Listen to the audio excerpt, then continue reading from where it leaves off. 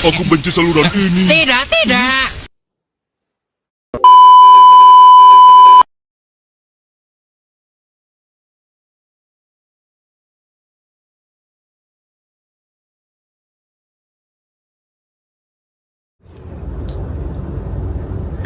Om Swastiastu, salam Vetro.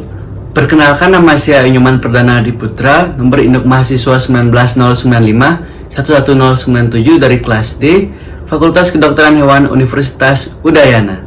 Jadi di video kali ini saya akan menjelaskan mengenai manajemen penanganan anak babi dari materi kuliah manajemen dan kesehatan babi. Adapun materi yang akan saya jelaskan merupakan materi dari topik 3 yang diampu oleh Profesor Dr. Hewan Inengah Kertobesung, MSI. Adapun tujuan pembuatan video ini adalah untuk memenuhi mata kuliah manajemen dan kesehatan babi, sekaligus untuk mengedukasi tentang manajemen penanganan anak babi.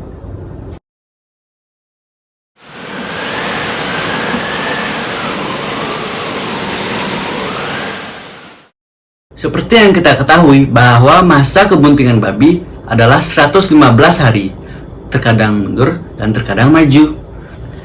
Apabila induk babi terlihat gelisah, maka itu tandanya induk babi akan melahirkan. Untuk induk babi yang biasa melahirkan, hanya membutuhkan waktu berkisar 2-3 hari untuk dipindah kandangkan. Namun, untuk induk babi yang baru pertama kali melahirkan, perlu beradaptasi dengan lingkungannya kurang lebih 1 minggu. Proses kelahiran induk babi dibagi menjadi 3 stadium. Stadium pertama adalah stadium persiapan. Ciri-ciri stadium persiapan antara lain perut babi turun ke bawah, urat daging di sekitar vulva mengendur, vulva bengkak berwarna merah dan keluar lendir, ambing mengeras, puting berwarna kebiruan, nafsu makan yang menurun, induk mulai mengumpulkan sarang, dan air susu akan keluar kurang lebih 12 jam sebelum induk melahirkan. Stadium yang kedua adalah stadium pembukaan. Babi nampak gelisah, tidur berdiri, dan memukul-mukulkan ekor atau mengentak-entakkan kaki. 6 jam sebelum melahirkan, induk sering berbaring dan tidak nafsu makan. Induk babi akan sebentar-sebentar kencing, mengalami kontraksi rahim dengan posisi janin dan perut turun ke bawah. Tubuh akan memanjang dengan serviks terbuka.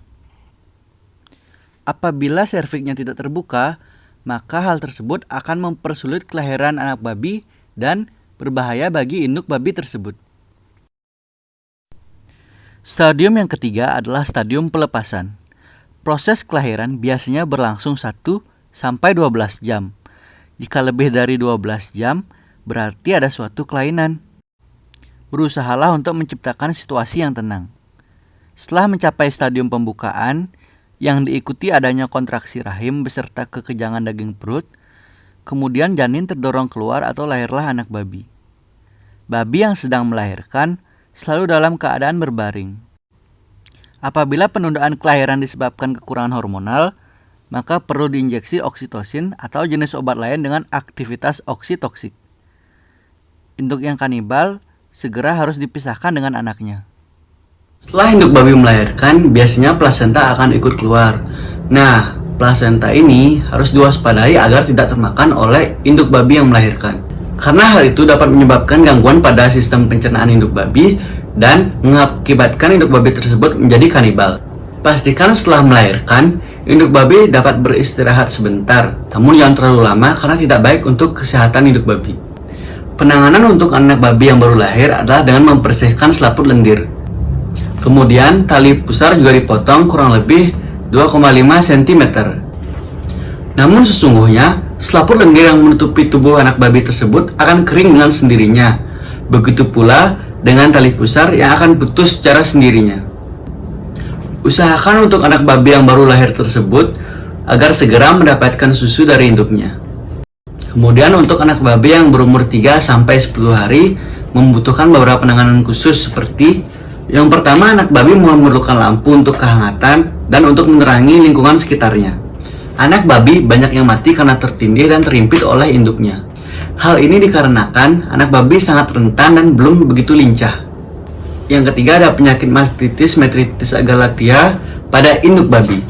Kemudian ada multifaktor yang meliputi manajemen, kebersihan, dan infeksi. Lalu, air susu induk yang tidak keluar atau konstipasi yang menyebabkan anak babi mati lemas. Dan anak babi yang menjerit yang menandakan bahwa dia sedang kelaparan atau sedang tertindih oleh induknya. Babi kehilangan induk. Biasanya anak babi yang kehilangan induknya setelah melahirkan akan dititipkan ke induk lain, namun cara ini sering gagal. Oleh karena itu, untuk mengakali hal tersebut, maka semua anak babi ditempatkan pada kotak yang diberi aroma wangi. Cara yang ketiga adalah dengan memberikan susu sapi atau susu formula. Namun, cara ini juga sering gagal karena susu tersebut tidak mengandung kolostrum. Kolostrum sendiri adalah protein yang kaya akan globulin yang berfungsi untuk mencegah infeksi. Nah, berikut ini adalah tabel perbandingan kandungan nutrisi antara kolostrum dan susu babi biasa. Dan di bagian bawah, perbandingan antara air susu babi dengan air susu sapi. Pencernaan anak babi dalam waktu singkat dapat mengabsorpsi molekul dalam jumlah yang sangat besar dan lebih sempurna setelah berlangsung 6 jam. Kolostrum ini adalah pertahanan tubuh untuk kehidupan umur 10 sampai 14 hari anak babi. Setelah dari umur tersebut, maka kekebalan dari kolostrum akan menurun. Setelah anak babi mencapai umur 3 minggu, di dalam tubuhnya akan terbentuk kekebalan yang berasal dari luar. Namun prosesnya sangat lambat. Berikutnya ada pemberian tanda anak babi. Pemberian tanda anak babi biasanya dilakukan pada umur 3 minggu. Cara yang biasa dilakukan adalah sistem kerat atau melubangi telinga dan sistem tattoo. Adapun tujuan dari pemberian tanda pada anak babi antara lain mempermudah mengetahui pertumbuhan anak babi, mempermudah mengadakan seleksi, dan mempermudah pencatatan-pencatatan administratif. Berikutnya adalah kebutuhan air susu. Anak babi biasanya membutuhkan air susu 0,5 liter per ekor. Produksi air susu untuk babi biasanya meningkat pada minggu 3 sampai ke 6, namun akan menurun drastis pada minggu ke-8. Mulai minggu ke-6, anak babi perlu asupan pakan tambahan. Beberapa penyebab tidak keluar air susu antara lain udara yang terlampau panas atau dingin, diare atau konstipasi, pergantian tempat yang mendadak, ransum yang tidak sempurna, kepayahan waktu melahirkan diakibatkan oleh penyakit kelamin, dan yang terakhir adalah faktor keturunan. Berikutnya adalah kastrasi. Kastrasi dapat dilakukan lebih awal antara 4 sampai 5 minggu. Karena pada rentang umur tersebut mudah dilakukan, dapat mengurangi stres dan juga pendarahan pada anak babi. Beberapa tujuan dari kastrasi antara lain untuk mempertahankan kualitas daging agar tetap bagus, penimbunan daging dan lemaknya agar lebih tepat, agar pejantan yang sudah tidak dipergunakan lagi sebagai bibit atau pemacak, agar dagingnya tidak berbau, untuk menghindari babi jantan yang berkualitas jelek mengawini calon-calon babi induk yang berkualitas bagus, dan untuk menjinakkan babi jantan yang bersifat buas atau kanibal. Kastrasi dilakukan dengan 2 cara. Yang pertama adalah cara tertutup dengan mengikat atau menutup saluran yang menuju testes atau memberi zat kimia yang bisa mematikan sel jantan atau betina dengan jalan injeksi. Sedangkan yang kedua adalah cara terbuka dengan melakukan pembedahan guna mengeluarkan testes atau ovari yang kemudian dipotong. Kemudian ada penyapihan. Penyapihan secara normal biasanya dilakukan pada usia 8 minggu atau berat 14 kg. Namun ada juga yang disapih pada umur 6 minggu. Hal ini dikarenakan induk babi tersebut beranak 3 kali dalam setahun. Penyapihan tersebut tergantung oleh 3 faktor. Yang pertama ada faktor induk, entah itu terlalu kurus atau kesehatan lainnya. Yang kedua ada faktor anak, sehat pertumbuhan yang bagus, dan faktor peternak atau ekonomi yang diimbangi dengan tata laksana yang bagus. Perawatan pada anak babi biasanya meliputi penimbangan, pemotongan gigi, pemberian zat besi baik itu melalui secara oral ataupun injeksi, pemberian obat cacing, vaksinasi, dan yang terakhir penanganan kesehatan lainnya. Yang terakhir ada kematian anak babi. Kematian anak babi sebelum disapih dengan induknya mempunyai persentase yang tinggi berkisar 30-50% dibandingkan dengan anak babi yang setelah disapih dengan induknya yang hanya berkisar 5-10% angka kematiannya. Beberapa faktor yang menyebabkan kematian anak babi antara lain terimpit atau terinjak oleh induknya.